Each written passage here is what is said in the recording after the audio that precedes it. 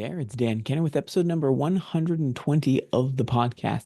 Today we're talking to Chris Kenner about never giving up on his story. Chris has been writing a story for the past 20 some on years, and he's always thought, I need to come back to that, I need to come back to that. Finally, he made the time, circumstances in his life shifted, and he had the opportunity to get back into writing his story. We talk about perseverance, about how your writing style changes over time, and how keeping up your motivations can really add a lot of fulfilling purpose to your life. I think you want to stick around for that conversation.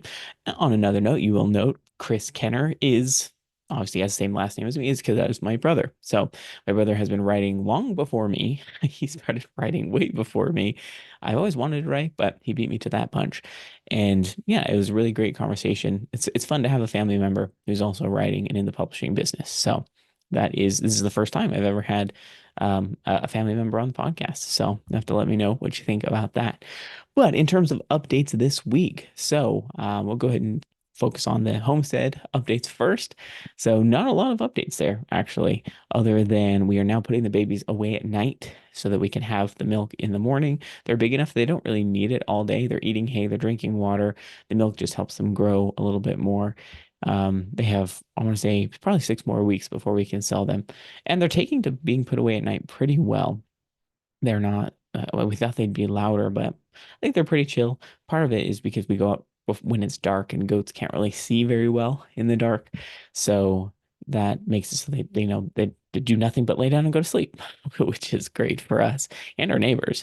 They are pretty close to our neighbors. That's one thing we don't love about this current property is our neighbors are pretty close. Now they're pretty cool. We've talked to them and they said, "Oh, the goats don't bother us. We've had goats for years. They just got rid of them a couple of years ago." So they're pretty chill. But still, you never want to be that neighbor that has annoying animals. In any case, yeah, they're taken to it very well. We're now milking in the morning, which is great because we just ran out of our freeze-dried milk very recently. So if you recall last year, I talked about how we were freeze-drying milk to put away for the winter, and it actually lasted the perfect amount. We literally used our last jar of freeze-dried milk the week we started milking again.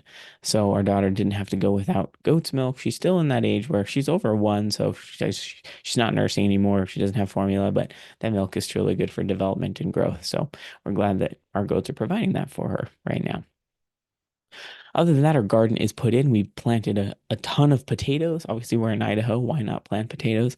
And last year we didn't have enough, so we planted double despite having a baby coming this year. We're crazy. I don't know what we're doing, but those potatoes are good. And so we're planting more.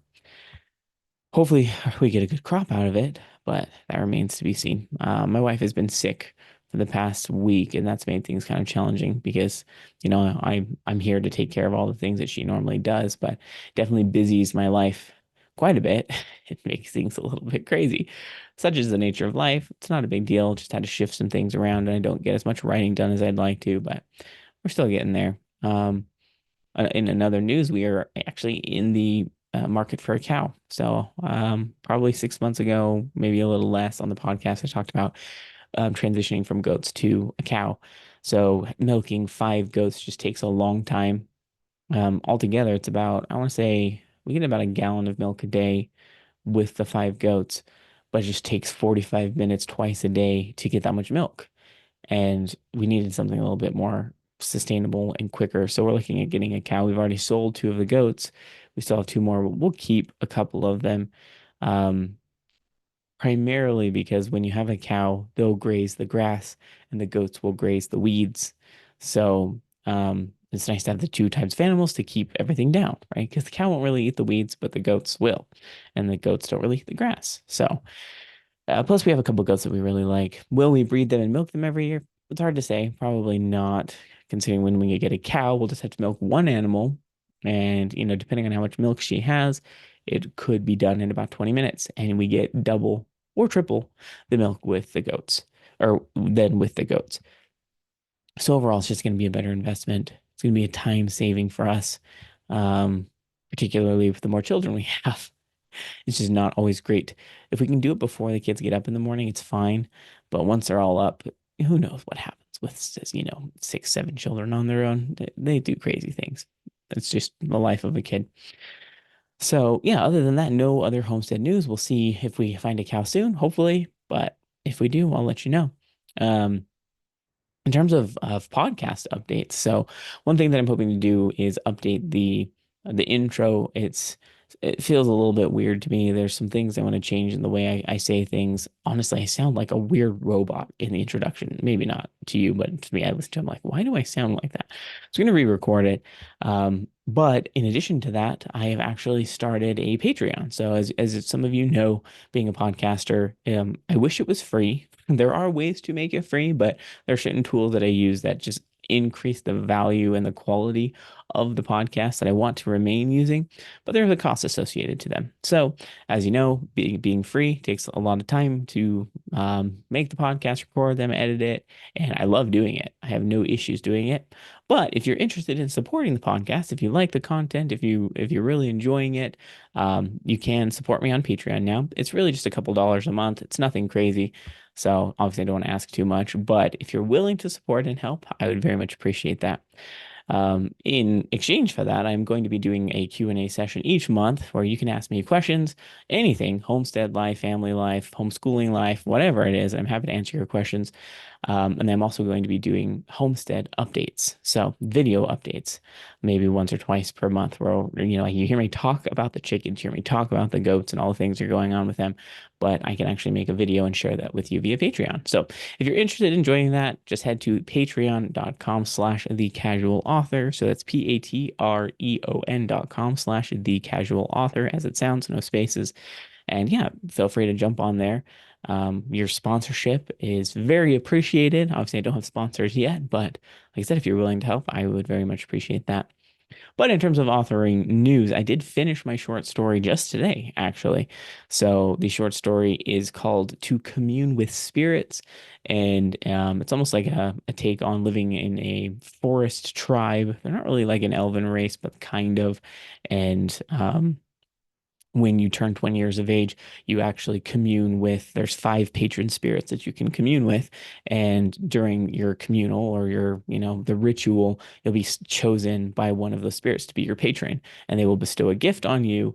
And that gift is kind of random. It's in line with whatever their order is. So it's a really fun story. I had a blast writing it. It's not as dark as some of my past stories, but there is some dark elements to it. In any case, it's very satisfying. It's so nice to finish a short story.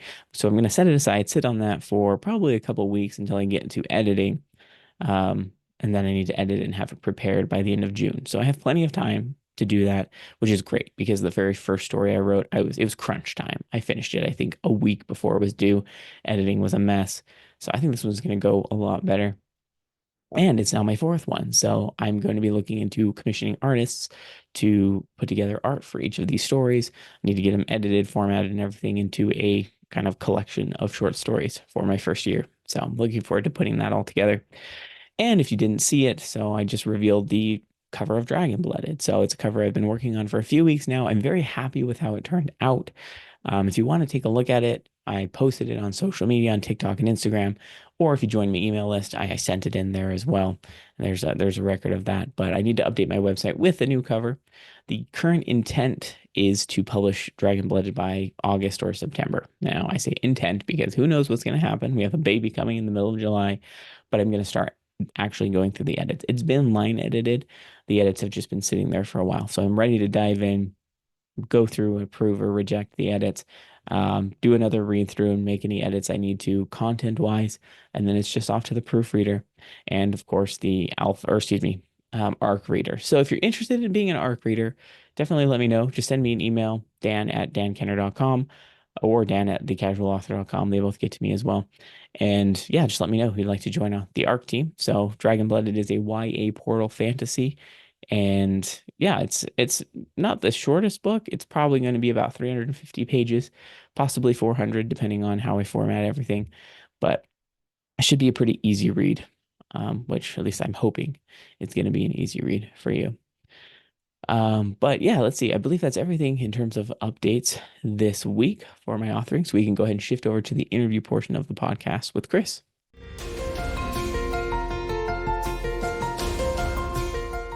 Hey, Chris, how are you doing today? I'm well. How about yourself? Doing very well. You are the first family member that I've ever had on the podcast, so this should be interesting. Um, truthfully extraordinarily daunting to me, if that means anything at all. I mean, you mentioned that I'm the quote unquote professional, which I find hilarious because I don't find myself anything other than casual author, but that's okay. Here we are. I mean, if we're looking at things comparatively, you are far more the professional than I am. So I'm going to defer to you in most cases and Fair have been enough. thus far, as you know. So Fair enough. Except for maybe an organization. I'm not a professional in an organization, but we neither won't am get I, into but that. That's okay. We're the same on that front. But of course, we always like to start with how long have you been writing and publishing? um, well, I haven't been publishing yet, but that is the goal. Obviously, I have been writing since I was in eighth grade, so we're going on about 24 years at this point. Which is impressive. That is quite the lengthy time to write one story. Um, which is impressive. How are Yeah. you keeping everything straight, from your eighth grade mind to today? How are you keeping track of the story itself? Um, it's interesting because it there's not really much of keeping track as it is just evolving. I know for a fact that if I were to go back to the eighth grade handwritten pages and stuff that I did back then, I would probably be just cringing beyond all belief. So, I mean, a lot of the basic tenets are the same. A lot of the same plot points are still virtually the same, but obviously my experience in life and vocabulary and education and stuff has evolved, and so the story has evolved to be better. One of the big things especially was there's a lot of military involvement in this, and I have actually been in the military. So what I knew in eighth grade, which was mostly like Hollywood based and Hmm. just assuming, or how I think that it would be based, to how I know a lot of interactions happen in the military, has changed it greatly. But in the end, again, there are kind of the main plot points that have stayed consistent, but all the in betweens, all the things that happen and such, have become better and more involved.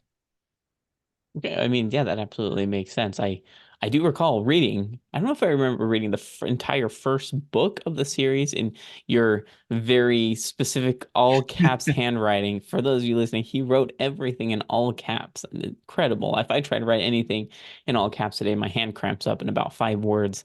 Because I'm just not used to handwriting anymore. I do remember really liking the story, and thinking, when is this gonna become a book? Now, 24 years later, here you are. It's going to be a published book sooner rather than later, hopefully. But what changed? What happened recently to make you shift into more seriousness with your writing? So I'll try to keep it fairly concise because I can be really verbose. But when I was in middle school, I kind of didn't like reading, mostly because, and I ended up doing a college paper on it. Why?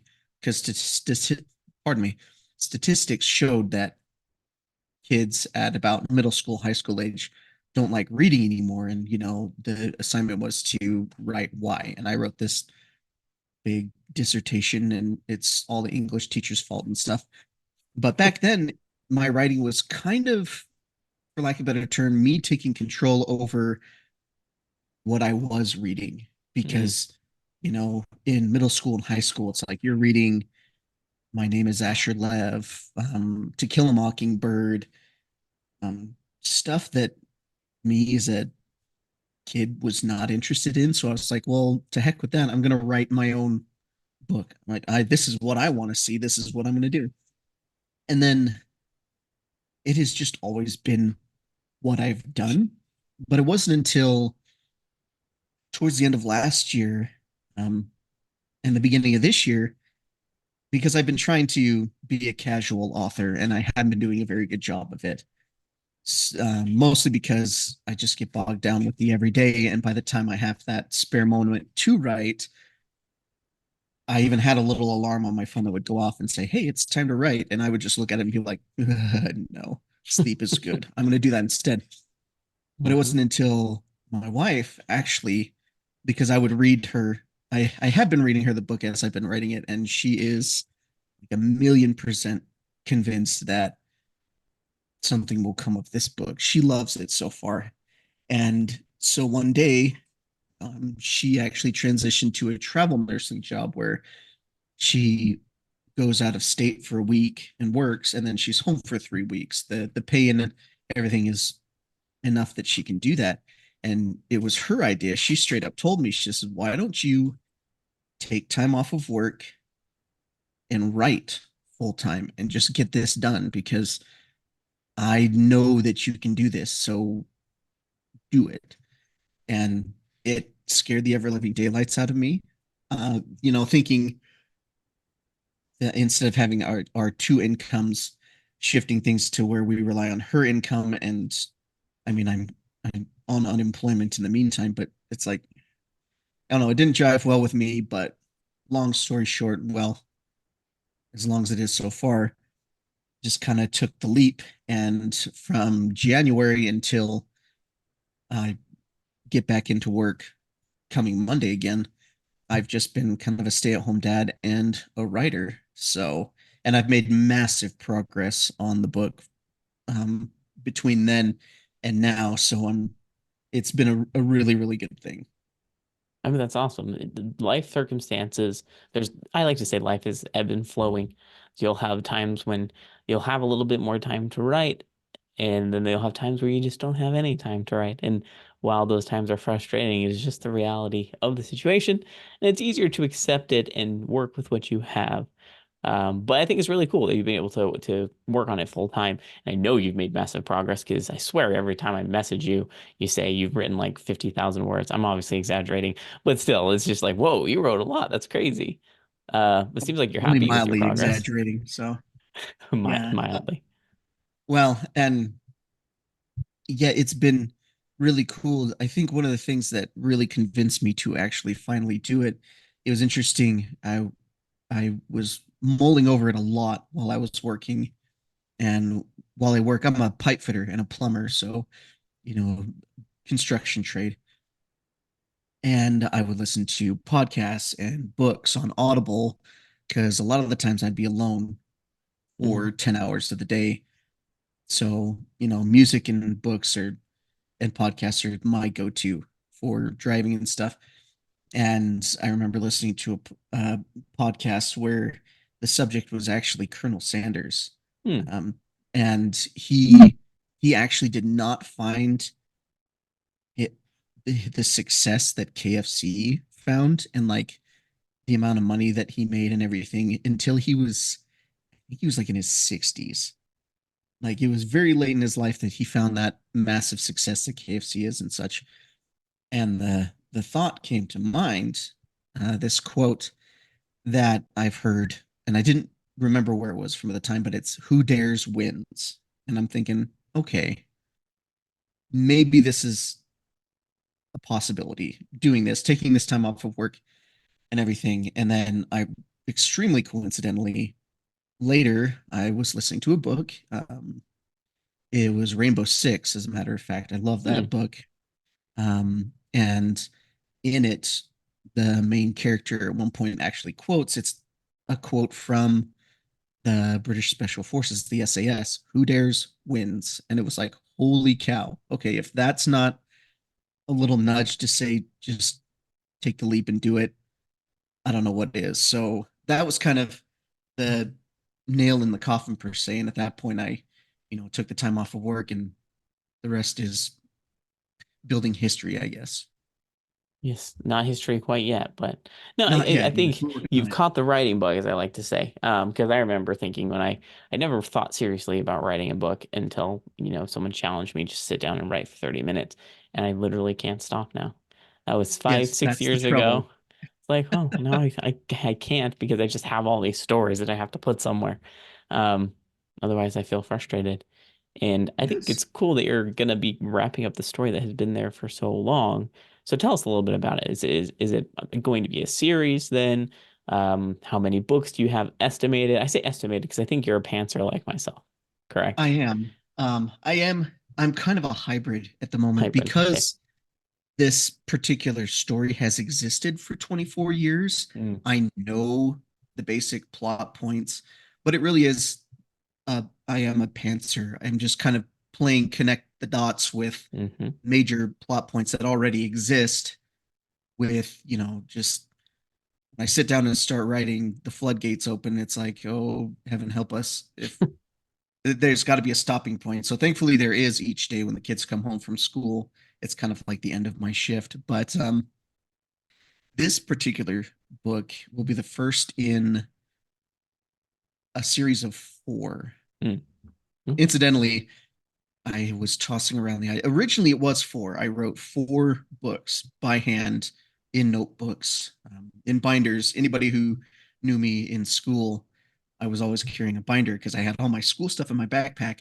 But the one precious cargo that I never let out of my sight or my hand was my book.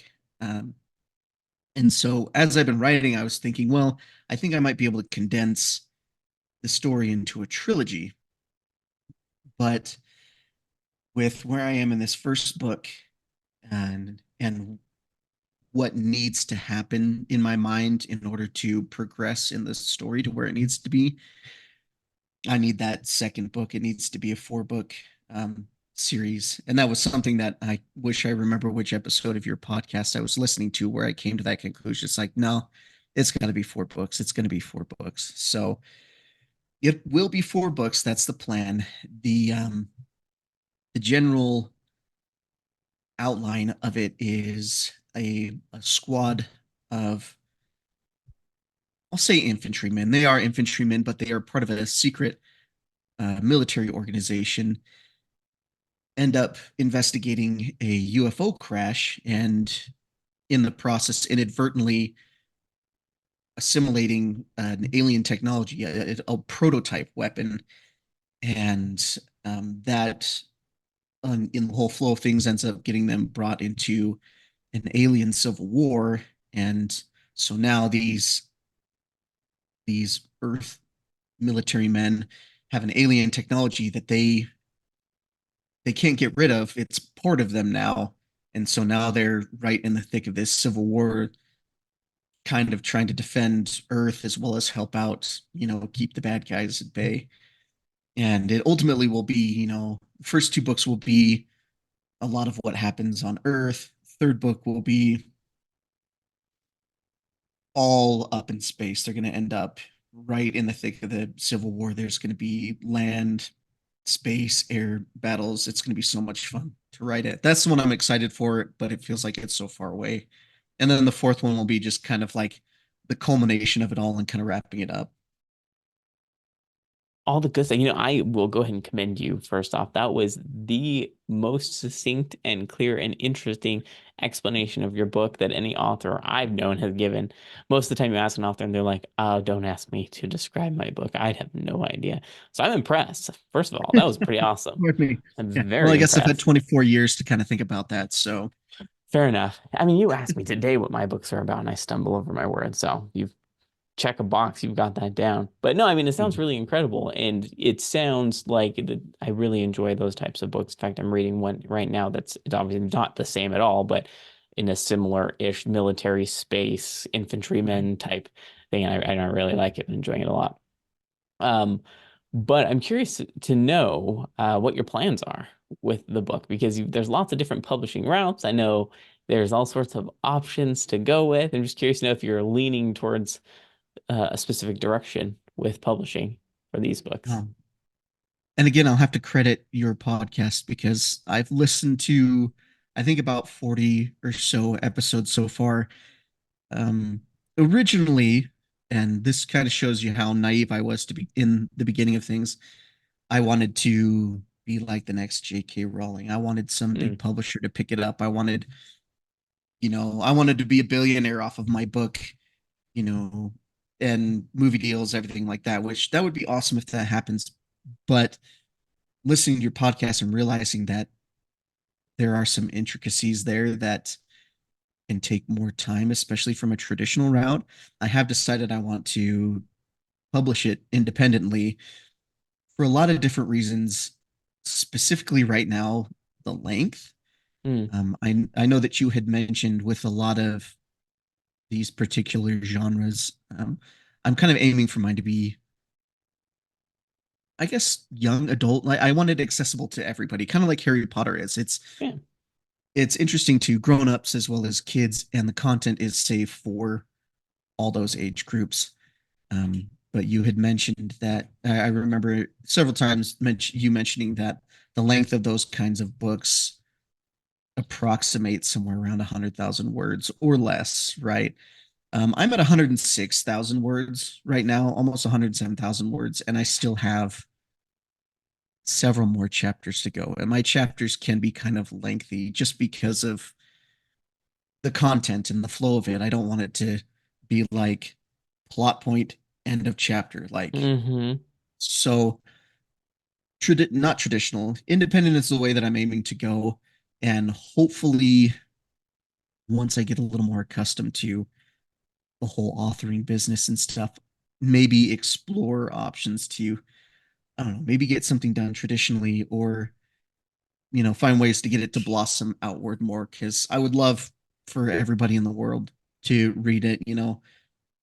I think most authors would agree when they write something and they publish it, they want as many people as they can to read it. And so that's the ultimate goal. But because I'm so new in the into the swing of things, I know for certain independently publish and then just kind of go from there.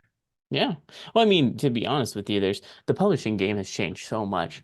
Um, I listened to the Creative Pen. I've talked about this before, and she talks a lot about her experience starting in 2008 with publishing and how at the time independent publishing was just not really big.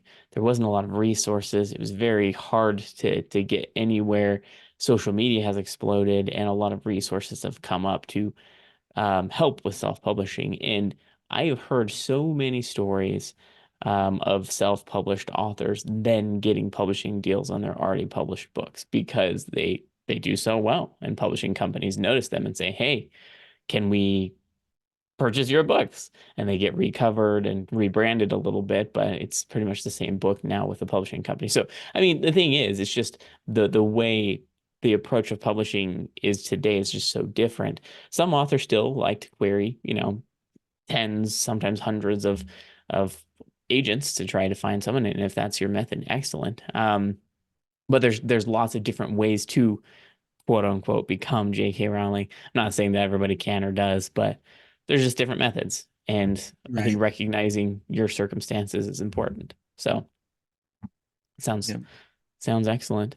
But I want to ask you because I just want to touch on something that you mentioned at the near the beginning of the interview about kind of why in eighth grade you started writing and probably still exists today, writing books that matter and are interesting to you. I love that drive. I love that reason for writing.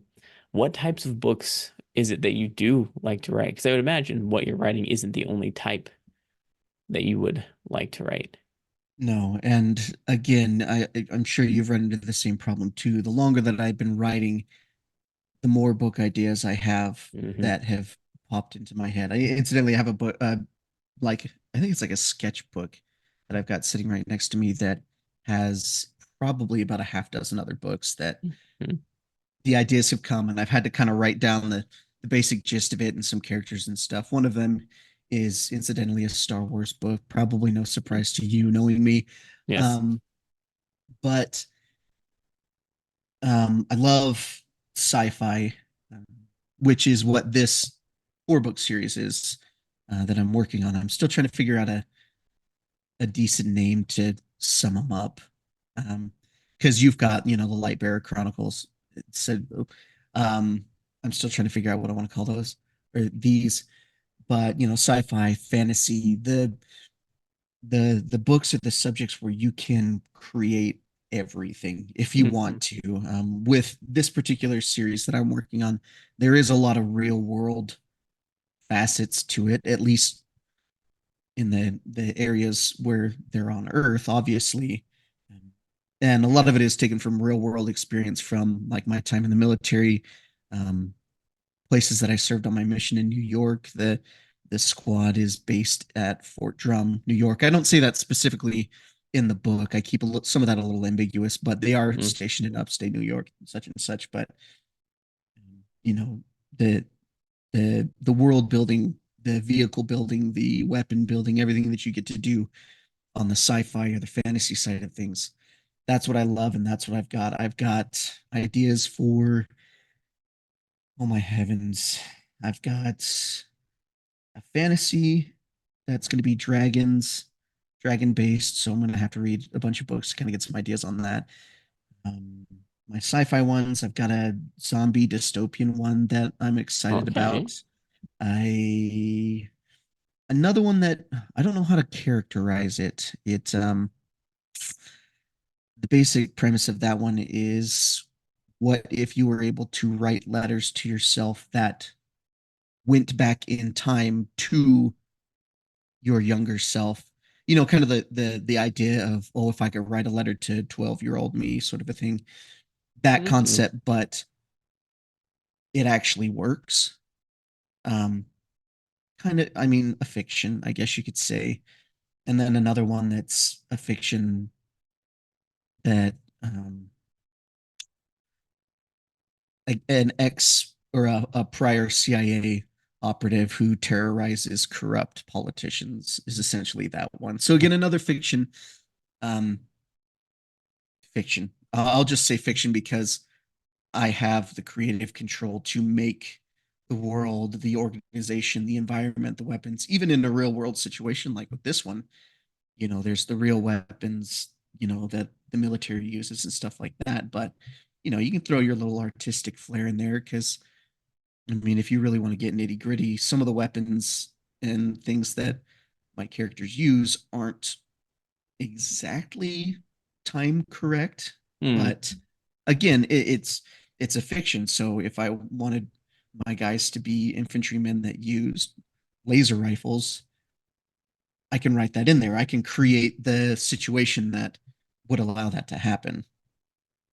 absolutely. And I love that you mentioned creative control because I think that is the one piece that is always going to be true for self-publishers. Now, I obviously if you're a bullheaded person with traditional publishing, you can probably get your way sometimes, but they're looking for very specific types of things, which might not That align always with just what you want strikes to me. write. It strikes So, me as a losing battle in that a situation. little Like bit. if you're going toe to toe with a big corporation that's like, no, we want your character to have a blue mohawk and a yellow goatee, and you're like, well, no, that's not how it works. It's like, well, do you want your book published or not? Okay, fine. Right. That's true. Yeah, I mean, once again, I'm unsure if those are exactly the types of conversations, but I mean, it's based on what I've heard, it can be that way. Yes. Um, but I mean, the funny thing is about all the things that you mentioned, I once again commend you on writing it down. One thing that I am not great about is writing ideas down. My version of writing things down is writing the first chapter of the book. And so I have a bunch of first chapters of this was an idea, wrote the first chapter. Okay, cool. Let's set that aside and I'll come back to it later. Um, I have done that too. That's actually, this book has a lot of that too, like the character treatments, things like that. And then mhm. some of them I do have little, like I have whole chapters that I've written. And it's kind of, yeah, the whole thought process is, if I can get it down on paper somewhere where I can set it aside, it's not bouncing around in here, kind of cluttering up everything else that's happening. So that, lock it away in its vault, I'll address it when I can get to it, sort of thing. When someday when, right? Maybe when we're all Right. old and retired, we can write all these young adult books as 70-year-old men. Oh my Um, gosh. Can we just build like a family complex somewhere, and we can homestead and just write right. books until like the end of time? It'd just be, that sounds wonderful. Life It goal. does. There you go. That is the real goal here, people. Independent author, homestead commune. I mean, we're gonna make it in life. Taking But applications now. I mean, the fun thing about writing, though, like you said, I just want to double click on that, is just this you reach this like mental state in the creation process where it's just so satisfying. For me, it feels as satisfying. I mean, I don't know if you're much of a reader. I love when you can get immersed in the world as a reader and you get lost in it. It feels the same for me in the writing zone. And so, it just the creative outlet keeps me satisfied through the rest of my life. all the not that I'm not satisfied with everything else, but stress levels and everything that needs to happen. It's nice just to take a step back and just create. Oh, So I don't know yes, if you're finding definitely. that as well. Yes, and I wish I had more time to actually sit down and read. I have a couple of hard copy books that I have been itching to actually finish. I've been working on an H.P. Lovecraft book for Hmm. probably 5 years because I just have struggled to find the time to sit down and read it. But again, back to like Audible, I don't read a Hmm. lot of books, but I do listen to a lot of books. You know, a 10-hour shift working, especially by yourself when you don't have to talk to anybody else, I can clear an entire book sometimes in that day. And so, Sounds lovely. yeah, the those creative spaces, like I've gotten super hooked on the Warhammer Hmm. books, lots of different authors, lots of different things, but the depth of that world, both combined with the actual tabletop game and these books that kind of stay true to all that lore and the timeline and stuff, is just so deep. I think it could be like its own doctorate degree. It would take that long just to understand and learn about it all. And yet it's just, I love it listening to those books or reading those books and coming across something that's like, that is so freaking cool. I love that. And how that kind of jump starts the creative process. Like I would literally be sitting there listening to something. It's like, oh, I like how they did that. That's something that I would like to put my own spin on when I get to this book or when I get to, that. And it primes the motor and gets things rolling. It's fun. Yeah, I mean, you brought up a really important piece that I think a lot of casual authors like ourselves, like we can call ourselves casual authors, they forget the most important part of creation, and that is filling the creative well, right? You think that, I mean, if you're like me, and it sounds like you're this way as well sometimes, it's a kind of a trade-off between do I want to write right now or do I want to read right now? Okay, well, of course I'd rather write because that's productive. It's getting my own story out there. And so a Yes. lot of people are trading off reading time for writing time, which is fine, right? But unless you have something else, whatever it is, nature walks, traveling, watching movies, listening to music, something to recapture your inspiration with writing, you're going to run into some walls. And I think people try to go so hard without giving their mind some time to fill that creative well, and then they feel stunted in their writing. So in your case, listening to audiobooks, an excellent inspiration route. Yes. I agree. I wholeheartedly. So I'm curious to know, um, how much, so how do I say this? How much influence does the subject matter of the books that you're listening to goes into, I mean, obviously there's no copying going on, but I'm just curious to know like where you draw most of your inspiration from in terms of this story that you're writing on currently. Where has a lot of the inspiration come from? Um, I do want to, I mean, again, like you said, it's not copying. And I haven't found anything that's really derivative, anything that I've written. Um, but as of right now, because this particular book is very earth based, I haven't moved into where I've been able to create a lot of the alien weaponry and world that I'm going to be creating. Uh, Rainbow Six, Tom Hmm, yeah. Clancy's book, and a lot of it just in the sense of I really admire like Tom Clancy's book or Rainbow Six specifically. Like your average audio book, at least the ones that I've listened to, are like 10 hours, 12 Hmm. hours, somewhere in between there. Rainbow Six is 35 hours. Yeah. It's And a little different.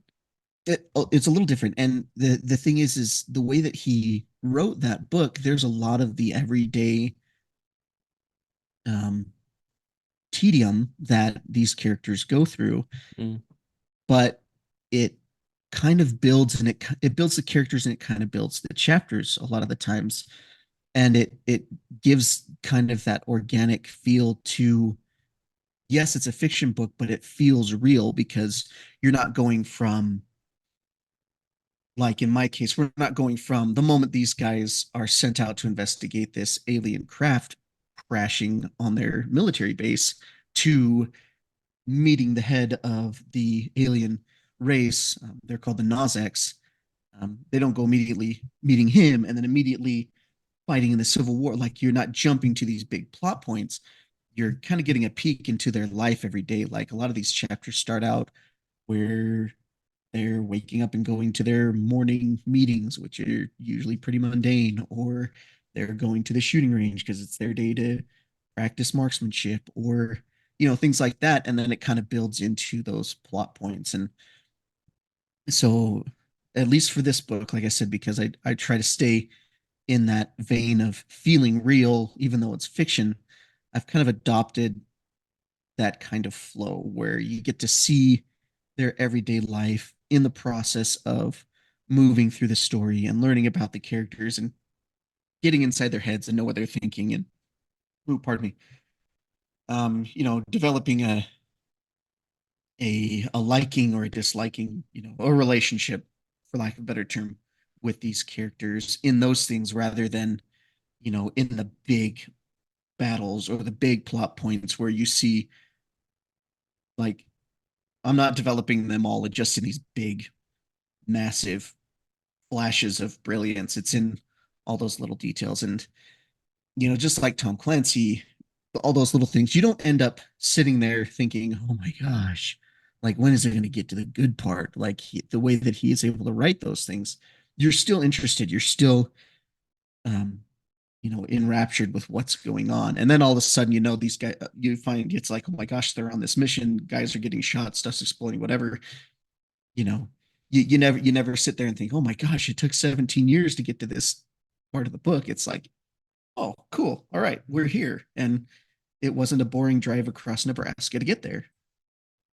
Well, I think a lot of that comes down to, I agree with you. And I think a lot of that comes down to author voice and tone because it's interesting and obviously preference. I mean, everybody has different preferences, but I can think of a Right. number of books that they have kind of the build up, build up, build up. And I do think, when is something gonna happen, right?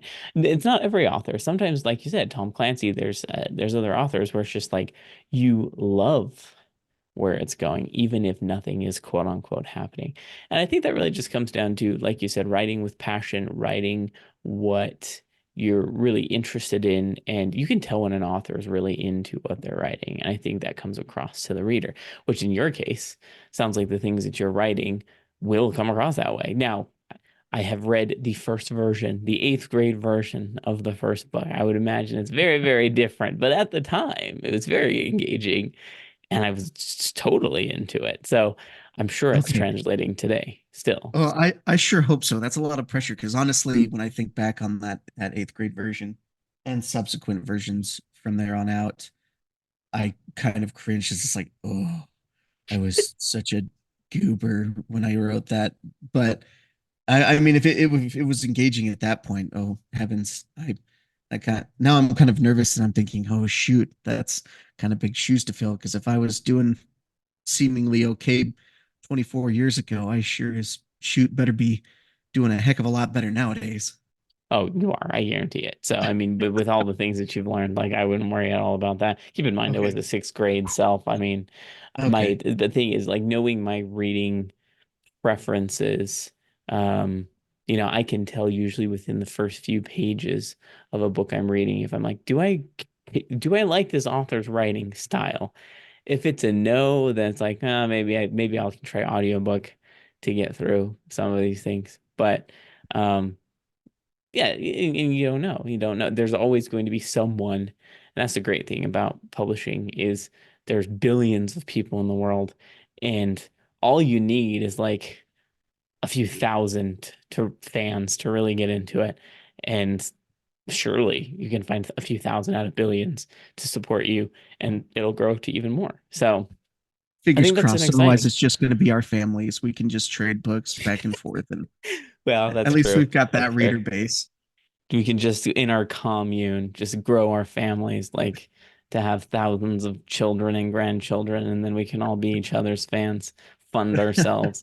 No, no, I think Well, I would say I we're done at 5, so I think that's going to be riding more on you, at least in the progeny version of things. But at least at the very very basis we can be like, hey, Dad, I wrote a new book. Check this out. No, we're taking applications to the commune, That's true. remember? That's We're true. Lest I accepting forget, we are. external families, people listening, set up the applications and create the author homestead commune for anybody. I Yes, should I be like it. probably gonna be someone listening and be like, wait, no, I really do want that. Um, There are plenty of people who have said they like hearing about the homesteading part on yeah, your that's true. podcast, which it is. It's captivating. Even when I'm listening to it, there's always that part of me that's like, but what about the goats? What's happening with the goats? Um, so yeah, I mean, I have a feeling that already there's some people probably looking for that application. So we might want to get started on that. Yeah, so that everybody can share in the buttheadery of the goats. They're tell you what, they're like unruly 3-year olds sometimes. Just like, seriously, Oh. child, will you just hold still for a second? But anyway, we don't have to get into that. Commune, yes, applications, we'll get there. But no, I mean, I think the exciting thing about this is talking to someone at the beginning of their journey. Um, who is so enthusiastic, because I feel like there's lots of authors who are at the beginning of their journey who feel so overwhelmed and maybe so hopeless because of how big of a thing it is. But hearing a perspective from someone like yourself who's just so positive and excited about it, that's where you need to stay as much as you can throughout the whole process. Because there's going to be some ups, there's going to be some downs, and remaining excited is key to keep moving forward. So I very appreciate your insight. Oh, and I mean, a lot of it I have to owe to you, shameless plug or not. Because I mean, taking the time off of work to write this, I mean, I have every day, I treat it like a work shift. Once the kids go out the door and that door shuts behind them, I'm on the clock writing, and I have until they get home to, write whatever I can get out.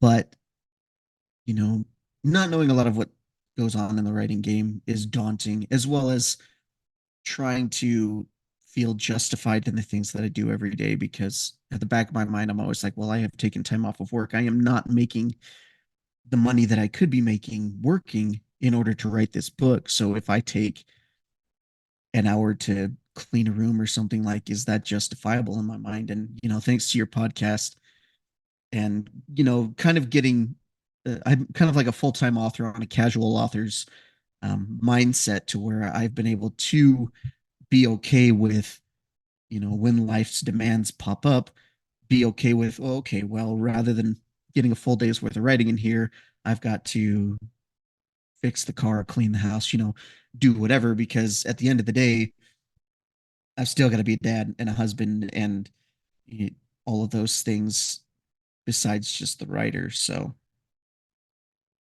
But they can all work together to create this they can. beautiful relationship. And I think that's just the right perspective to have rather than feel like they're always fighting, contesting priorities frustrate you. They don't have to, Right. right? It doesn't have to be that way. So, but hey, this has been an amazing conversation. I think there's so much we could talk about, so many ways we could go. We'll probably have to come back on, let's see a year from now and see the state of Chris Kenner at the time. But That would be until awesome. until then, where can people find more information about you and your upcoming books?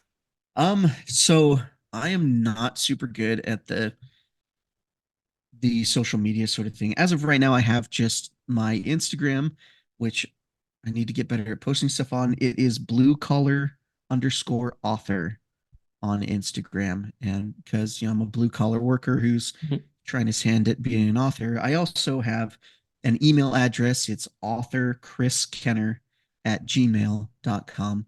CHRIS for my name. I know, Oh, good well, point. with name Good. spellings, it can always Yeah. be a little different there. Oh, that's a good clarification. I'll put it in the show notes as well so people can find Okay, that perfect. pretty Yes, easily. But yeah, this has been an excellent conversation. Thanks so much for joining.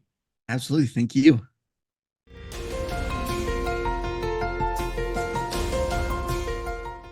I hope you found that as interesting and insightful as I did. Talking to Chris was very enlightening and heartening, I think, for those people who have been writing stories for a really, really long time.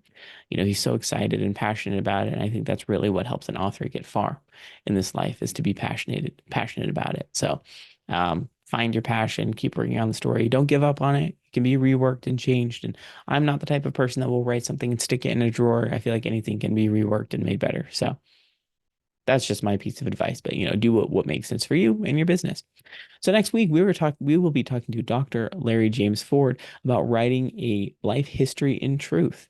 So he writes about his experience being in segregated schools and kind of the transition to desegregated schools and all of the interesting experiences he had, positives and negatives. It's a very real life story about growing up in these schools. So he's very insightful. I absolutely loved talking to him. I think you're going to enjoy that as well. So you'll want to tune in to that conversation next week.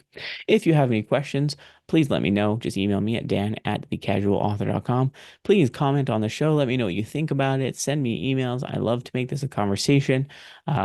Show me where you're listening. If you listen to while you're doing laundry or while you're driving on your commute, send me pictures. I'd love to see where you're listening to it because I want to know who you are and who my listeners are. So definitely let me know, and I look forward to seeing you next week.